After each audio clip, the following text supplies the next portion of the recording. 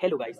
तो आप सभी के बार बार कमेंट करने पर मैंने अपनी स्टॉक मार्केट की जर्नी पे ये कंप्लीट वीडियो ला ही दिया, जहां पर मैं बताऊंगा कि कैसे मैंने 15 लाख का अपना पोर्टफोलियो बनाया सिर्फ 23 साल की एज में।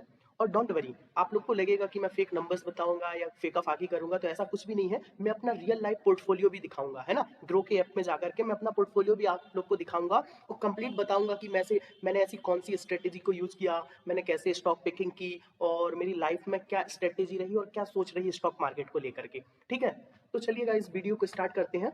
पर वीडियो को स्टार्ट करने से पहले मैं एक डिस्क्लेमर दे दूं कि I am not a SEBI registered investment adviser. तो मैं जो बता रहा हूं उसको आप लर्निंग के रूप में ही देखें। मैं कोई भी बाय सेल के रिकमेंडेशन या कोई भी कॉल नहीं देता हूं, ना तो मेरे पास ये परमिशन है। तो मैं जो भी आपको बता रहा हूं वो सिर्फ और सिर्फ आपको सीखने के लिए बता रहा हूं। ठीक है, तो वीडियो को स्टार्ट करते गाइस। तो जैसा आप लोग बोलते हैं कि कैसे स्टार्टिंग की, तो वो समय था 2020 का, जब कोविड क्रैश हुआ और मार्केट रिकवर कर रहा था। ठीक है, कोविड में बहुत बड़ा क्रैश हुआ, उस समय तो मैंने कोई ध्यान नहीं दिया। जब उसके आफ्टर कोविड जो रिकवरी आई, तो उस समय मैं काफी सोशल मीडिया पे देख रहा था कि कुछ लोग बोल रहे हैं कि उसने इतना पैसा डाला, उतना पैसा डाला, उसका मल्टीबैगर रिटर्न मिल गया, इसको इतना रिटर्न मिल गया। ये सब मैं देख रहा था सोशल मीडिया पर।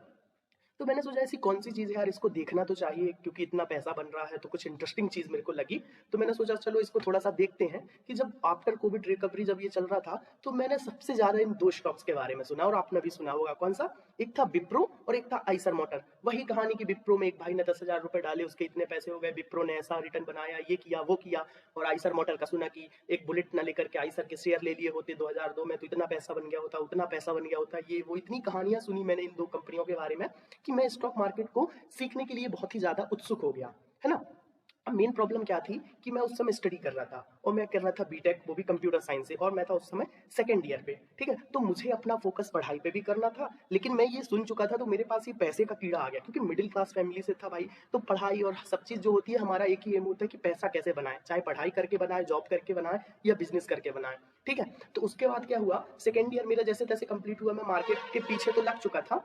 लेकिन उसके बाद क्या हुआ कि थर्ड ईयर में जाकर के मुझे मिली इंटर्नशिप। अब मैं मार्केट के लिए उत्सुक तो हो गया था कि पैसा लगाना है, लेकिन मेरे पास पैसा ही नहीं था। तो जब मेरे को थर्ड ईयर में इंटर्नशिप मिली, और उस इंटर्नशिप में मुझे क्या करना था कि 20,000 रुपए में 2 वेबसाइट बना के देना था, क्योंकि मैं वेबसाइट डेवलपर हूँ। ठीक है, मैं फुल स्टैक वेब डेवलपर हूँ, जो मेरा काम है बीटेक में। तो मैं वो किया और मुझे इंटर्नशिप मिली और मुझे ये पैसे मिले जब मैंने 2 वेबसाइट बना करके दी 20,000। ठीक है, तो मेरे पास जब ये पैसे आ गए, तो मैंने सोचा क्यों ना इनसे मैं इन्वेस्टिंग स्टार्ट करूँ। लेकिन बात यहाँ पे खत्म नहीं हुई। अब मैंने स्टॉक मार्केट में इंटरेस्ट तो जाग गया, लेकिन जब मैंने वेबसाइट डेवलपमेंट किया, तो मुझे थर्ड ईयर में ये लगने लगा कि भाई पैसा तो यहाँ भी है और काफी इजी पैसा है। क्योंकि स्टार्टिंग में जब आप सीखते हैं और कोई छोटा मोटा प्रोजेक्ट बना देते हैं, कंपनी से आपको पैसे मिलते हैं, तो बीटेक स्टूडेंट होने के नाते आपको बहुत खुशी होती है और आपको लगता है क्यों ना मैं इसी फील्ड पे काम करूं। तो थर्ड ईयर में मैंने सोचा कि एक बिजनेस स्टार्ट करते वेबसाइट डेवलपमेंट का, है ना। जब वेबसाइट डेवलपमेंट का मैंने एक बिजनेस स्टार्ट किया, तो मेरे पास डायरेक्ट क्लाइंट तो नहीं मिले, लेकिन मेरे एक सर थे जो फ्रीलांसिंग ही किया करते थे, जो कि कंटेंट राइटिंग करते थे। तो उनके पास काफी ऐसे सोर्सेस थे जो प्रोजेक्ट देते थे। तो उन्होंने काफी लोगों से मेरी बात कराई। तो उन लोग, क्योंकि मैं पढ़ने में भी काफी अच्छा था और वेबसाइट डेवलपमेंट कोडिंग में मैं बहुत अच्छा हो गया था, बहुत मैंने प्रैक्टिस की थी, तो उन लोगों ने मुझे काम देना स्टार्ट कर दिया सर के थ्रू, और वो मेरे से कमीशन लेते थे। ठीक है, तो ऐसे काम चला। तो मैंने जो थर्ड ईयर और फोर्थ ईयर का जो मैंने रेवेन्यू जनरेट किया, जो मैंने अपना काम करके पैसा कमाया, वो लगभग 4 लाख करीब मैंने कमा लिया, है ना। मुझे बहुत ज्यादा काम मिला, मैंने काफी काम किया, मैंने ये पैसा कमा लिया। अब वही मैं सोच रहा था कि इस पैसे को मैं इन्वेस्ट करूं, इस पैसे को इन्वेस्ट करूं, लेकिन वो हिम्मत नहीं जुटा पा रहा था मैं कि किस शेयर पे करूं और कैसे करूं। क्योंकि मेरे पास तो कोई ऑप्शन ही नहीं था, मुझे उतनी नॉलेज नहीं थी, मैं सीखते तो आ रहा था, लेकिन अभी भी वो मेरे पास वो कॉन्फिडेंस नहीं था। तो मैंने सोचा भाई स्टार्ट तो करना पड़ेगा, कहीं ना कहीं से तो स्टार्टिंग करनी पड़ेगी, है ना।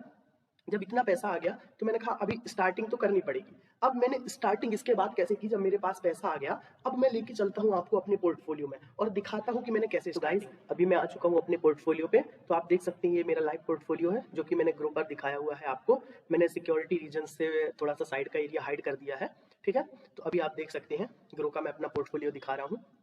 तो देखो, ये तो मैंने आपको पहले ही बता दिया था कि 15 लाख से ऊपर का मेरा पोर्टफोलियो 15 लाख क्रॉस कर गया, जो कि मेरी इन्वेस्टिंग वैल्यू है 12,44,000। ठीक है, और जो टोटल रिटर्न है वो 2,61,000 का है। अभी ये रिसेंटली 3 लाख को भी क्रॉस कर गया था, पर अभी थोड़ी सी गिरावट हुई है, तो अब ये यहाँ तक पहुँच गया है ना। तो चलिए अब मैं थोड़ा सा आपको स्टॉक्स दिखा दूँ। तो मेरी कंपनियां जो आप देख सकते हैं, वो ज़्यादातर मैं सेफ साइड पे इन्वेस्ट करता हूँ, जैसे बजाज फाइनेंस हो गया, बीबीएल हो गया, टाइटन हो गया, निफ्टी 20 हो गया, पॉलीकैब हो गया, आईसीआईसीआई बैंक हो गया। तो जो मेरी इन्वेस्टिंग का जो फ्रेमवर्क है, वो मैं एक चीज़ को फॉलो करता हूँ, मैंने लाइफ में एक चीज़ सीखी है गलतियाँ कर करके, वो मैं आपको आगे बताऊंगा कि हमेशा अपने कैपिटल को प्रोटेक्ट करना सीखा है मैंने, है ना। मैंने पहले ये नहीं देखा कि मुझे छप्पड़ फाड़ रिटर्न चाहिए, क्योंकि स्टार्टिंग में मैंने ये गलती करके बहुत ही लॉस लिया हूँ। मतलब बहुत तो लॉस नहीं लिया, बट छोटे मोटे जो लॉस लिया हूँ वो मेरे लिए काफ़ी बड़े थे। जैसे 10-12 हज़ार रुपये का मैंने लॉस स्टार्टिंग में कर लिया था, लेकिन इनिशियल अमाउंट पे अगर 10-12 हज़ार रुपये का लॉस आपको दिखने लगे पोर्टफोलियो पे आते ही मार्केट पे, तो ये काफ़ी ज़्यादा फ्रस्ट्रेट कर जाता है ना। तो देखिए, सबसे पहले मैं अपने पोर्टफोलियो का ग्राफ दिखाता हूँ मैं, और कैसे मैंने काम किया, कैसे स्टार्टिंग की। तो मैंने यहाँ पे 5 साल का चार्ट लगा दिया। हालांकि डेटा आपको 5 साल से मिलेगा नहीं, क्योंकि 22 में तो मैंने एंट्री की। ठीक है, सबसे पहले आप देख सकते हैं कि जब मैंने स्टार्टिंग की तो मेरा पोर्टफोलियो का जो इनिशियल वैल्यू थी वो 583 रुपये थी। मैंने एक शेयर लिया था विप्रो का। मैंने बताया ना कि स्टार्टिंग में मैंने विप्रो का बहुत सुना, तो मैंने विप्रो खरीद लिया। मुझे ना कोई नॉलेज था इतना खास बहुत ज़्यादा अच्छा, ना तो कोई ऐसा एक्सपीरियंस था, तो मैंने विप्रो खरीद लिया। उसके बाद मैंने धीरे धीरे पैसा डिप्लॉय करना स्टार्ट किया। जैसे जैसे आता गया मैं डिप्लॉय करना स्टार्ट करता गया। ठीक है, तो आप देख सकते हैं फिर 2400 रुपये हुआ, फिर उसके बाद ये 58 हज़ार तक पहुंच गया, फिर 1 लाख 1.5 लाख को क्रॉस कर गया, लेकिन अभी भी कोई खास रिटर्न नहीं था इस समय भी, आप देख सकते हैं। उसके बाद धीरे से थोड़ा सा पॉजिटिव में आया पोर्टफोलियो, ये देखिए, फिर लॉस में पहुंच गया। मैंने थोड़े थोड़े पैसे करके डिप्लॉय करना स्टार्ट कर दिया। डोंट वरी, मैं आपको भी बताऊंगा अभी कि स्टॉक पिकिंग में कैसे करता था, क्या देखता था, कब खरीदता था, कैसे खरीदता था। ठीक है, तो 2022 में तो यहाँ तक मैं अंधाधुंध देख देख के सुन सुन के खरीद रहा था। ठीक है, क्योंकि मेरे पास उतनी कोई खास इन्फॉर्मेशन और एक्सपीरियंस नहीं था। लेकिन उसके बाद मुझे एक चैनल मिला, आप लोग भी उस चैनल को जानते होंगे, बड़ा ही जेन्युइन चैनल था, और उसी के नक्शे कदम पर मैं चलना चाहता हूँ, जो कि है इन्वेस्ट इन भारत, है ना। उसके 2 चैनल थे पहले, invest in India and invest in Bharat. वहां मैं गया, उसको देखने के बाद मुझे समझ में आया और रियल लर्निंग मिली कि भाई पहले तो हमको अपना कैपिटल प्रोटेक्ट करना है ना। पहली कंपनी छप्पड़ फाड़ रिटर्न और उल्टे सीधे रिटर्न के चक्कर में हमें नहीं पड़ना है ना। ये चीज मैंने वहां से सीखी। यहाँ तक मैं उल्टे सीधे स्टॉक्स ले रहा था, जैसे अडानी ग्रीन उस समय भाग रहा था, मैंने उसको लिया, वहां पे मुझे लॉस लगा जब अडानी वाला वो हिंडनबर्ग का कांड हुआ, है ना। तो यहाँ तक फिर मैंने इसके बाद से मैंने की यहाँ से पोर्टफोलियो की सफाई। ठीक है, वहां पे मैंने अडानी ग्रीन पे मैंने शायद 20-1 हज़ार रुपए का लॉस बुक किया, और उसके बाद से मुझे समझ में आया कि कैसे स्टॉक पिक करना है, कैसे स्टॉक पिक करना है। वो चीज़ मैंने कैसे सुना और कैसे समझा कि मैंने तो अपना फिर कॉमन सेंस लगाया। लोगों की सुनना, लोगों का और ये टीवी न्यूज़ ये सब देखना सुनना टोटल बंद किया। मैंने यहाँ से जो इन्वेस्टिंग में चेंजेस लाए, वो क्या क्या चेंजेस लाए कि मैंने एक चीज़ देखनी शुरू की कि कौन सी कंपनी है जो 10-15 साल से काम करते आ रही है, चली आ रही है, वो अभी बर्बाद नहीं हुई, उसके फाइनेंशियल्स अच्छे हैं, और कौन सी कंपनी है जो अच्छे रिटर्न ऑलरेडी मार्केट पे दे चुकी है। तो मुझे एक चीज़ समझ में आई कि सबसे पहले तो मुझे बड़ी कंपनियां सिलेक्ट करनी होंगी। बड़ी कंपनियां साथ में जिसने पास्ट में अच्छा रिटर्न दिया हो, अच्छा परफॉर्मेंस किया हो, और उसके साथ साथ उसका मैनेजमेंट अच्छा हो और वेल रिप्यूटेड हो। ठीक है ना। तो उसके बाद मैंने एक स्टॉक पकड़ा जिसका नाम है बजाज फाइनेंस, और आज भी वो मेरी टॉप होल्डिंग में है। तो मैंने क्या किया, जो वहां से अडानी ग्रीन से लॉस बुक करके जो पैसा था वो बजाज फाइनेंस में डाला, और एक समय आया कि बजाज फाइनेंस गिरना शुरू हुआ, 5500-5900 रुपए तक पहुंच गया। मैंने खूब खरीदारी की, जब वो गिरे कभी एक शेयर लेता था, कभी 2 शेयर ले लेता था, जब पैसा आता था, जब मेरे वैल्यू बढ़ती थी पोर्टफोलियो की, तो मैं ज्यादातर वेटेज वहीं पे देते जा रहा था। ठीक है ना, वहां पे ले रहा था। लेकिन कब ले रहा था, मैंने एक चीज सीखी कि कोई भी स्टॉक हो, कितना भी अच्छा हो, उसको हमेशा गिरते समय लो, है ना। और मैंने यही काम किया, बड़ी बड़ी कंपनियां देखी, फिर मैंने आईसीआईसीआई बैंक देखा, फिर मैंने पॉलीकैब इंडिया देखा। मतलब मैंने नाम वाले स्टॉक्स देखे, जिनका रिप्यूटेशन अच्छा है, जो जो वेल रिप्यूटेड है, वो कंपनियां देखी। और जब जितना पैसा आया, आप देख सकते हैं यहाँ पे कि कोई मैंने लमसम कहीं पे नहीं किया, जब जितना आया मैं डालते गया। और मुझे एक चीज की संतुष्टि थी कि रिटर्न मुझे मिल रहा नहीं मिल रहा उसका वो मैटर नहीं करता, मेरा जो ये करंट वैल्यू है ये बढ़ते जाना चाहिए। और हर फेजेस पे आप देख सकते हैं, 22 के एंड तक कितना था, 22 के एंड तक था लगभग वही 1 फेब तक था मेरा 4 के आसपास। उसके बाद मैंने 23 में खूब दमदार रिटर्न निकाला। मैंने थोड़ा सा स्विंग ट्रेड भी किया, स्विंग ट्रेड में मेरे कुछ 2-3 ट्रेड इतने छप्पर फाड़ कर रिटर्न दे दी। उस समय पीएसयू की रैली चल रही थी, तो पीएसयू रैली में अच्छा खासा रिटर्न मिल गया।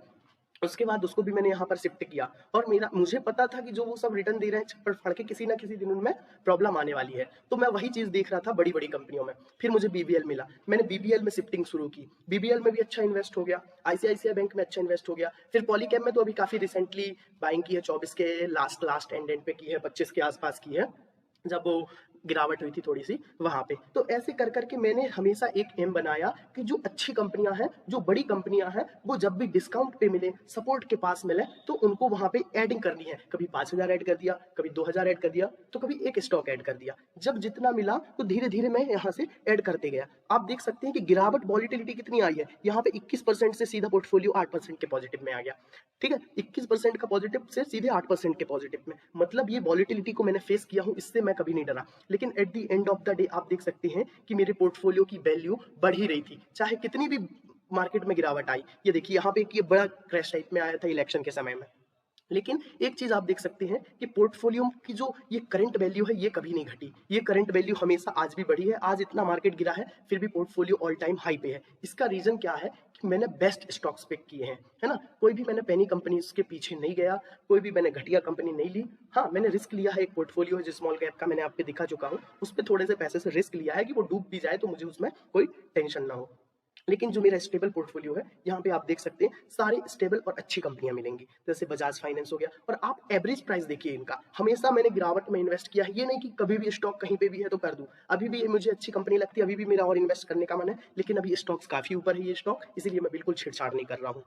बीवीएल को देख सकते हैं, अभी गिरावट में था, खूब मैंने जम करके खरीदारी की थी इसमें, है ना। टाइटन को देख सकते हैं, जब 2900 के आसपास था, 30-3000 के आसपास, मैंने खूब इस पे खरीदारी की। अभी ऑल टाइम हाई के आसपास है, लगभग ब्रेकआउट कर चुका है ना। निफ्टी 20 में भी बहुत पहले की ये खरीदारी थी, ये मैंने सेफ एसेट टाइप में लिया था। और पॉलीकैप इंडिया में भी जब थोड़ी सी गिरावट हुई थी तब मैं लिया। आईसीआईसीआई बैंक, इन सब का आप एवरेज प्राइस देखिए, है ना। किसी का 195, निफ्टी 20 का, तो पॉलीकैप का 6100, आईसीआईसीआई बैंक का 983, एसआरएफ का 2200, डिवीज लैब का 3500। मतलब मेरी पोर्टफोलियो में आप देख सकते हैं कि कोई भी कंपनी ऐसी नहीं है जिसने 200%, 300%, 400% का रिटर्न दिया है। जितनी भी कंपनी है सबने अच्छा खासा रिटर्न दिया है, मतलब एक एवरेज रिटर्न दिया है। हाँ, कुछ कंपनियां हैं जिन्होंने नेगेटिव भी रिटर्न दिया है, जिनको मैंने 2025 पे लिया हुआ है, लेकिन उन पे भी आप देख सकते हैं कि कितना वैल्यू को मैंने मिनिमाइज करके रखा हुआ है, रिस्क को मैंने यहाँ पे मिनिमाइज करके रखा हुआ है। छोटी कंपनी है जो उतनी वेल रिप्यूटेड नहीं है, जिन पे बैट ले रहा हूं मैं, उन पे कितना कम है आप देख सकते हैं। ये सारी छोटी कंपनियों पे आप देख सकते हैं और बड़ी कंपनियों पे आप मेरा इन्वेस्टमेंट देख सकते हैं। तो ये वीडियो बनाने का मेरा एक ही एम था कि आप लोग सीख पाएं और आप लोग के अंदर ये कॉन्फिडेंस आए कि जब 23 साल का लड़का ये चीज कर सकता है तो हम क्यों नहीं। आप ट्रेडिंग के पीछे मत भागिए, उल्टे सीधे कॉल रिकमेंडेशन, कोई बाय करो सेल करो, कोई ये दे रहा है तो उनसे बचिए, फ्रॉड लोगों से बचिए, क्योंकि लॉन्ग टर्म में ही वेल्थ बनती है जब आप सीखते हैं। सीख करके जो काम करेगा वही यहाँ पे काम कर पाएगा, है ना। क्योंकि जब आपको कॉन्फिडेंस नहीं होगा, आप किसी के कॉल पे लेंगे तो थोड़ा सा झटका लगेगा मार्केट पे, आपको लगेगा मैं भाग जाऊं। लेकिन मैंने जब इन पे रिसर्च की, मुझे पता है कि इंडिया की जीडीपी को चलाने वाली कंपनियां हैं, तो मुझे डर नहीं है, क्योंकि मुझे पता है जिस दिन ये बर्बाद होंगी तो उस दिन पूरे इंडिया की जीडीपी ठप हो जाएगी। ठीक है, तो मैंने किसी कंपनी पे नहीं लगाया है दाव, मैंने पूरी इंडिया की जीडीपी पे लगाया है दाव। तो ये चीज आपको सीखनी है कि लॉन्ग टर्म सबसे बेस्ट है। जितना आए, थोड़ा आए, कम आए, ज्यादा आए, आपको बेहतर जो लेवल मिले वहां पे आप करिए, खुद की रिसर्च करिए, किसी के बहकावे पे मत पड़िए। ठीक है, तो thank you so much guys, आपको कुछ सीखने मिला होगा। और ऐसे ही वीडियोस आप चाहते हैं और भी आपके कोई डाउट हो तो आप कमेंट कीजिए, या कोई और टॉपिक पे आप वीडियो चाहते हैं तो आप कमेंट कर सकते हैं। और चैनल को लाइक, सब्सक्राइब और शेयर करना बिल्कुल भी ना भूलें। Thank you so much.